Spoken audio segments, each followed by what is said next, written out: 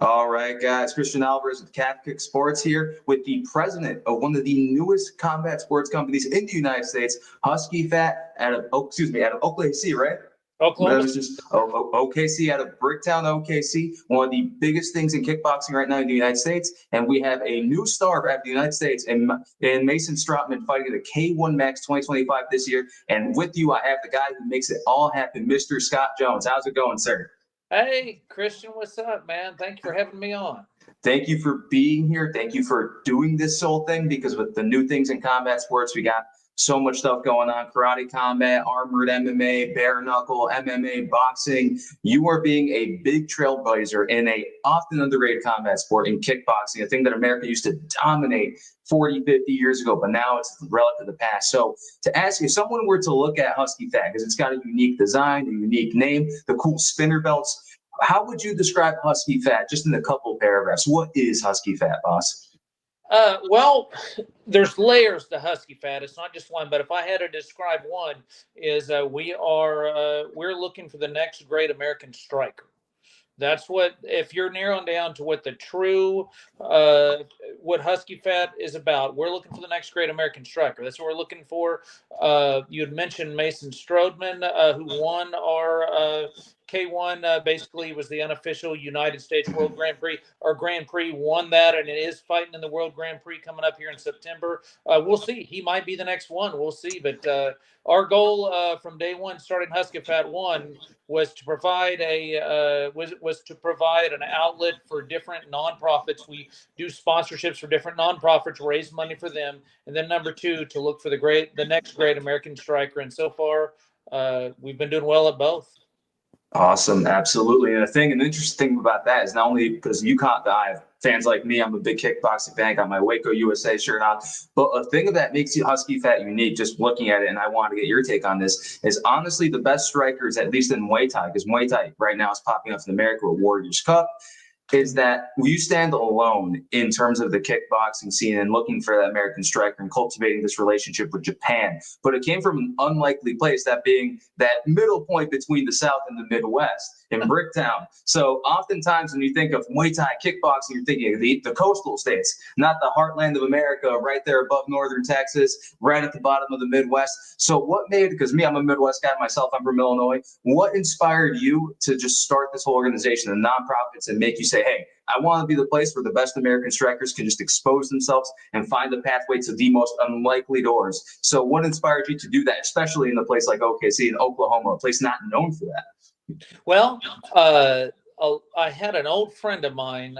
His name was Nick the Punisher Phillips. Matter of fact, I'm going to turn and see if I can show you a poster that I have of his right here. Let me know if you can see it or not. You probably can't see it very good, but anyways, long story short, he was a former world champion kickboxer, fought in the old kicks tournaments back in the 80s. Early 90s. We were good friends. I've owned a few striking gyms in the past back in the day, and he had helped run one of those with me.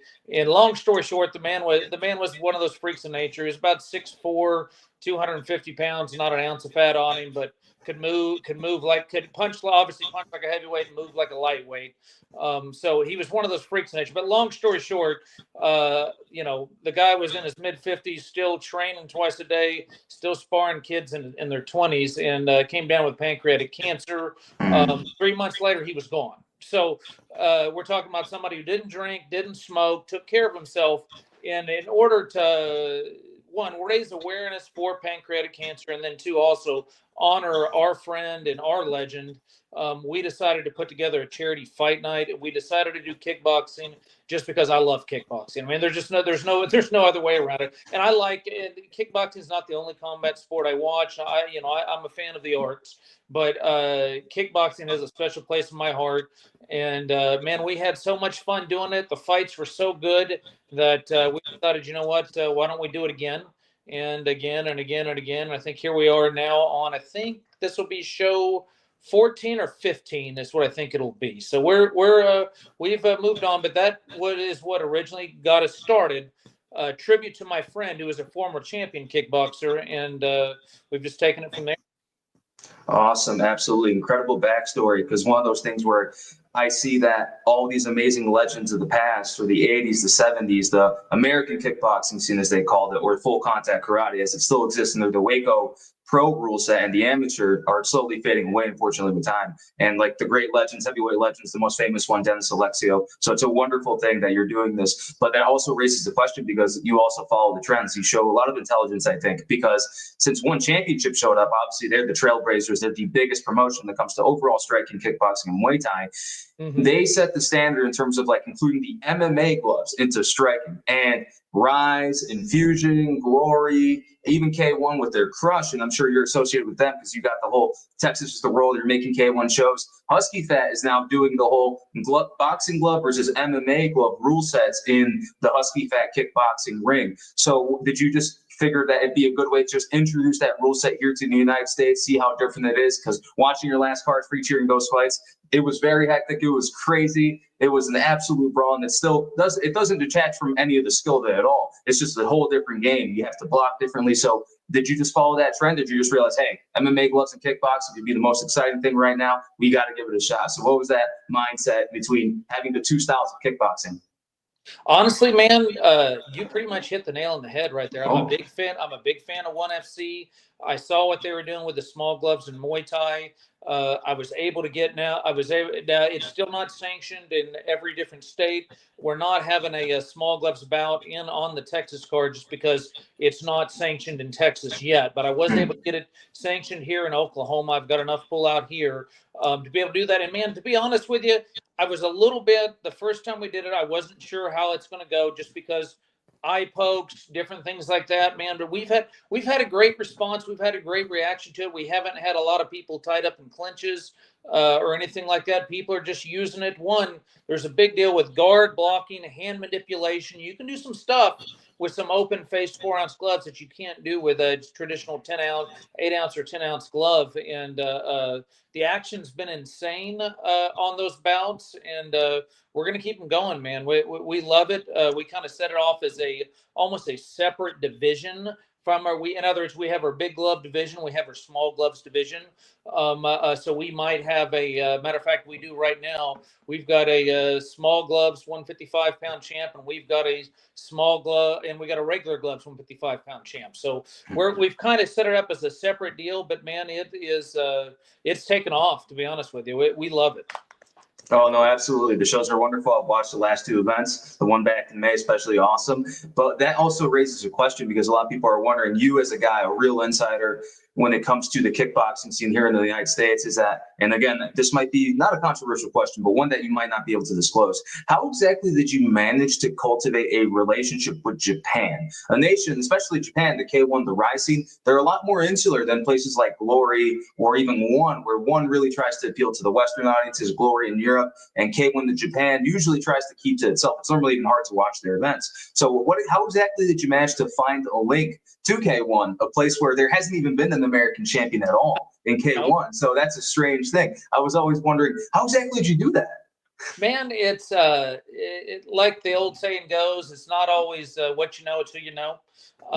So I was able to get, I won't disclose fully, but I was able to get through some back channels through, it's funny where the fight game will take you, just from owning gyms to promoting to fighting low level things like that. It's kind of funny who you meet and who you run into and who you connect with, and keep those connections over time. So there is a guy who does have a connection. I'll even say his name.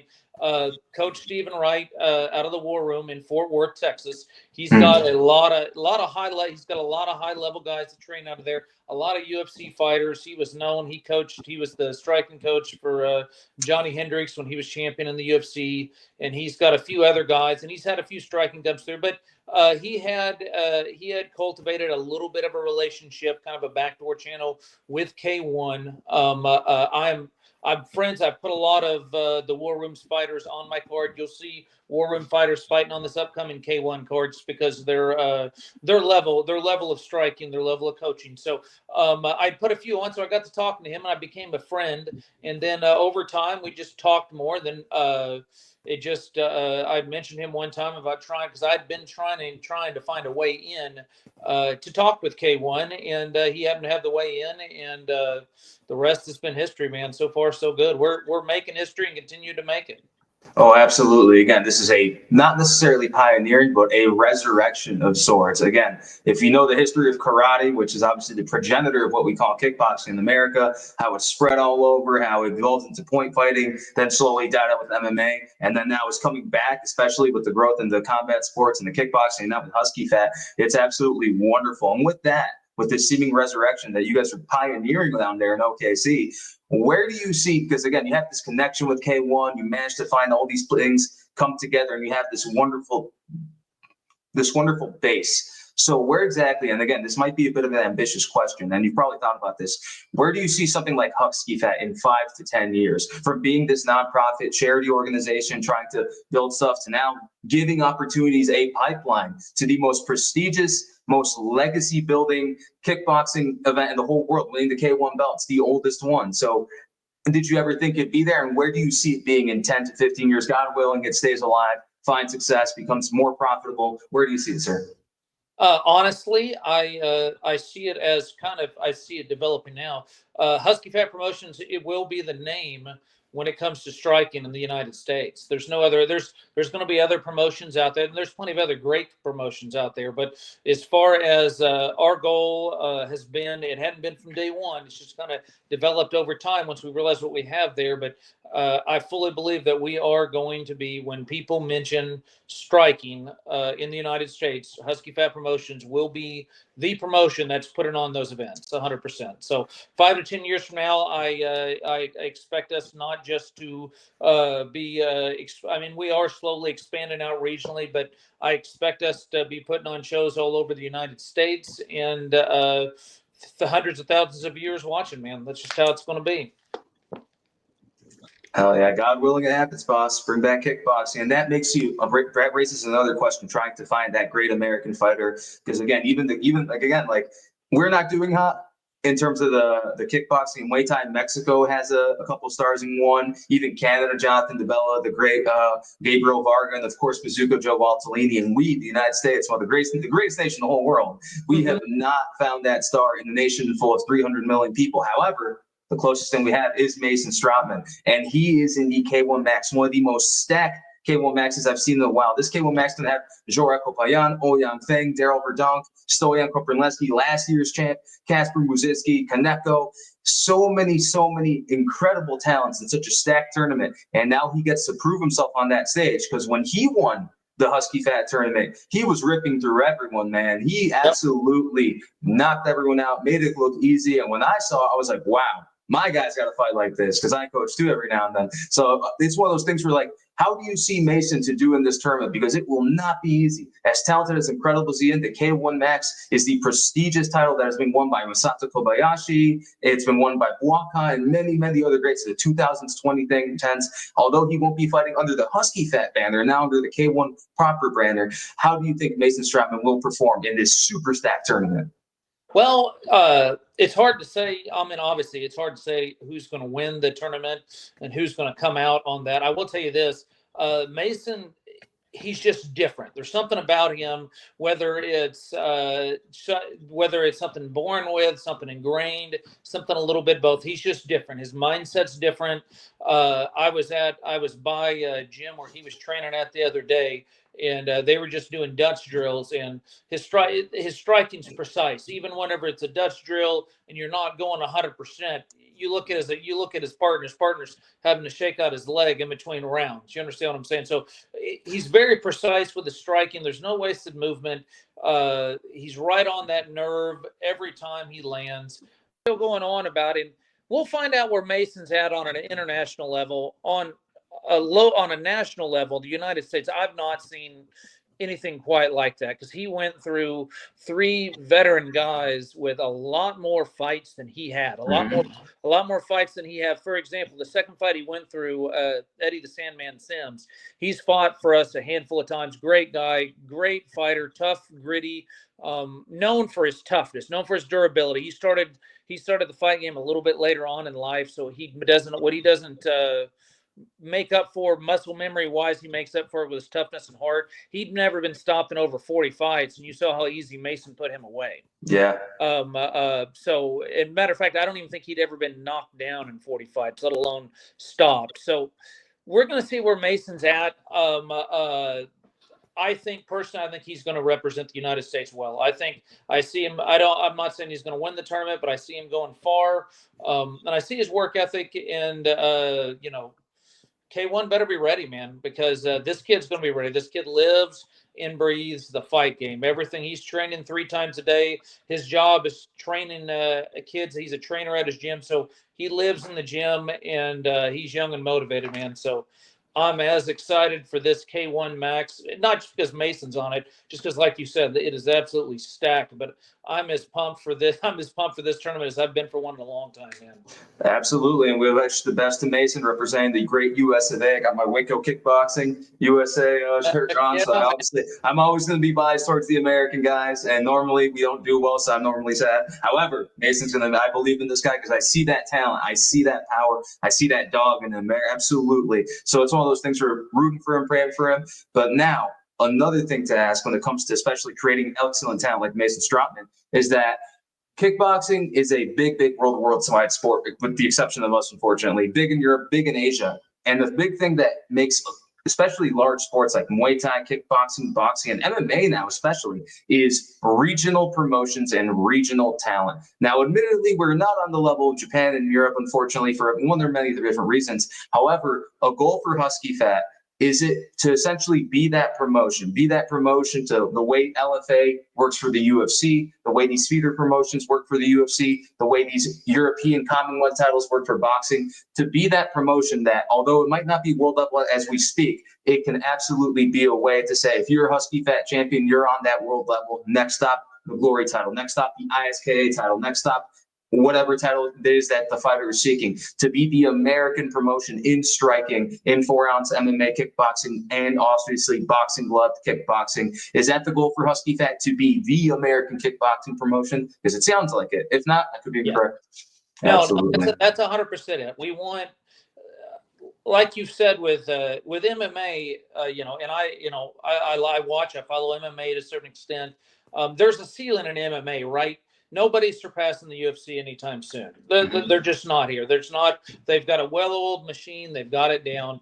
Part of the reason why I liked kickboxing and I jumped in, besides not just the fact I'm a huge fan, I grew up a huge fan, was because there's no ceiling for kickboxing in the United States.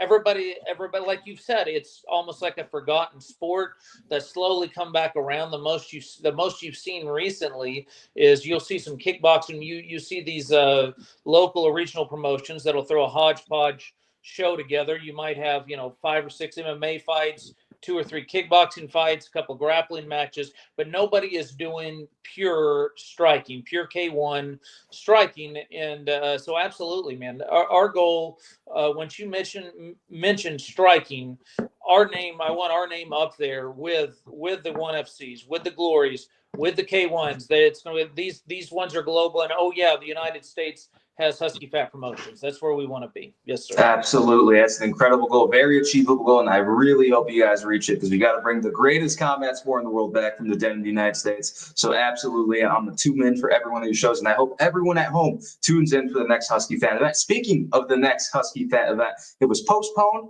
It's still happening in September, the Texas versus the World event. I know you guys haven't quite announced the lineup yet. However, a thing that is very, very interesting that I kind of wish that I would like to, if you could answer the question, is that we saw Glory return to the United States with Tinian Bistrati and Chico Quasi. They did it at a smaller venue. It wasn't too well received. But the reason why I bring that up is because they kind of kept it on the down low until the day of the event. So I was wondering, is it possible if you could announce who these world fighters are, or is that a special thing you're announced at another time? Because it's one of those things where it's very exciting, because it's an official K1 partnered event. So I wanted to know, and I figured I could get it from the horse's mouth. If not, no big deal. Absolutely. Well, I'll give you. I'm not going to spill the beans totally yet, because we do like to make announcements and fight posters and some things like that. But you're going to see. You're going to see the top strikers in the United States at this event. And I've got a couple of names here. I'm going to kind of preview to you that for you to keep an eye out for. Mhm. You may not have heard of them yet, but you're going to hear it. You're going to hear about them soon. Ahmad Alatma out of New York City, out of New York. He's a 3-0 pro. He's only I want to say this kid, he's a kid. He's only a 19-year-old kid, 3-0 as a pro. Go back and watch a little bit of his fights. The kid absolutely destroys people. He's one to be looked out for. Like I said, this is the K1 contender. So we're putting everybody in here that says I deserve a chance to be on that world level, to be on that K1 world level. We're going to give him the opportunity. We got Anthony Riles. He's another kid. He's a local guy out of the Fort Worth area. He's on I believe a 4 or 5 fight win streak, all by stoppage. He was actually on the road to Tokyo. He wasn't in the tournament because he was lighter weight, but he was on one of the fights prior to the tournament or in between the tournament. Anthony Riles, he's one to keep an eye out on for him. We've got Christina, the Warhorse Williams. She's our current flyweight world champion pro, female world champion. She actually won the belt on the last card we did, the Bricktown Vibes card. She's going to be on this one as well. She's one to keep an eye on. She's been on the national scene. What little people don't know is she was 11-0 as a kickboxer before going to MMA. She went to MMA because Bellator offered her a fight with Heather Hardy, the world champion boxer. The boxer, yeah. She was the one that, in Heather Hardy's debut in Bellator, removed her nose and put it on the side of her head. Yep. With that kick. So that's one of the most violent female fights I've ever seen. So that's who she is. She won on her last card. She ended up stopping Liz Helton, who she's another great fighter. But Liz Helton, talking about Waco, Liz Helton was a 3-time Waco national and world champion. I think she had a record. Now it was amateur, not pro, but her amateur record was, I think, 39-5 or 39-6. So she was a legit. She'd fought on the world stage for Waco. And Christina Williams walked through her just like it was nobody out there. So she's one to look out for. Blaine Slavic is another kid. He's been around a little bit, but he's pro record. I want to say he's 11-4. He's taken some time off, but when he's right, he's right. He's at the I think he'll be competing at 165. But the Slim Reaper, he's fought everybody regional. He's just looking for a chance to get on the stage. He's going to have that opportunity. So, and then we've got a few bigger names that'll ring a bell to you too that we're not going to announce just yet. But the bottom line is, man, top to bottom, this card, we got 2 cards. We've got a full amateur card and we got a full pro card. Both of them are going to be stacked, man. Heck yeah. The amateur card is going to have 4 title fights on it. All these kids, like I tell everybody now, amateurs don't fight like amateurs anymore. I mean, I remember even as 10, 15 years ago, you'd go to a local show, and if somebody was making their amateur debut, you wouldn't expect much out of them. Nowadays, man, you look at these amateurs making their debuts for us, and most of these guys look like they're seasoned vets, man. They look like they've been training for like 5 years. It's insane, just the level that these gyms have gotten to. Absolutely incredible. Well, when it comes to the Texas versus the World event, it is next month, guys. Like the man just said, 2 events, a pro and an amateur card. Is there anything else you'd like to share with the audience before we go, sir? Man, tune in. You're not going to want to miss it. There'll be a couple different ways to watch the fights. They will be announced, but what you don't want to do, follow us on all our social medias, Husky Fat Promotions. We are on Instagram. We're on TikTok. We're on the Book of Face. You name it, we are on it. I got a lot of people that are a lot smarter than me with technology running that stuff. If you have we actually have our own iOS app. So if you have Apple products, download our iOS app. Our entire fight catalog, our previews, our content is all on there. Our podcast that we shoot weekly is on there too, getting people ready for fights. So check us out, man. You won't be disappointed. Awesome. Other than that, though, thank you so much, sir. Watch the card next month, guys. Texas for the World, the hot new prospect promotion, Husky Fat, here to revitalize kickboxing in the United States. And you've just been with the president of Husky Fat, Scott Jones. Thank you so much for your time, sir. Cristian, I appreciate you, sir. Have a good one. Thank you.